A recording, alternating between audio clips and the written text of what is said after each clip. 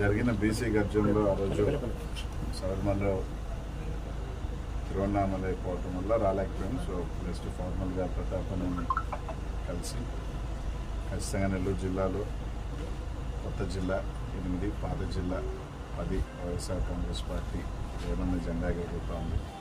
అందరం కూడా కలిసికట్టుగా ఖచ్చితంగా ప్రతి ఒక్కరూ కూడా ఒకరికొకరు సహకరించుకొని తప్పకుండా కూడా వైసీపీ జెండా ఈ జిల్లాలో పోయినసారి ఏ విధంగా గెలిచామో అదేవిధంగా గెలుస్తాము.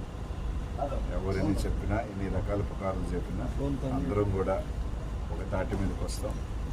ఫైనల్గా మా అందరికీ కూడా ఒకే నాయకుడు, ఒకే ఆరాధ్యుడు జగన్మోహన్ రెడ్డి గారు.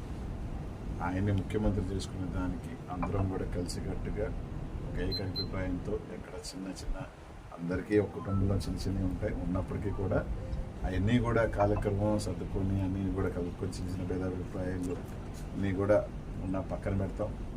అవన్నీ కూడా కూర్చొని మాట్లాడుకుంటాం. మళ్ళీ జిల్లా ఒక్క తాటి మీద ఒకే దీని మీద వైఎస్ఆర్ కాంగ్రెస్ పార్టీ నాయకుడు మా ముఖ్యమంత్రి జగన్ ముఖ్యమంత్రి చేసుకుంటాం.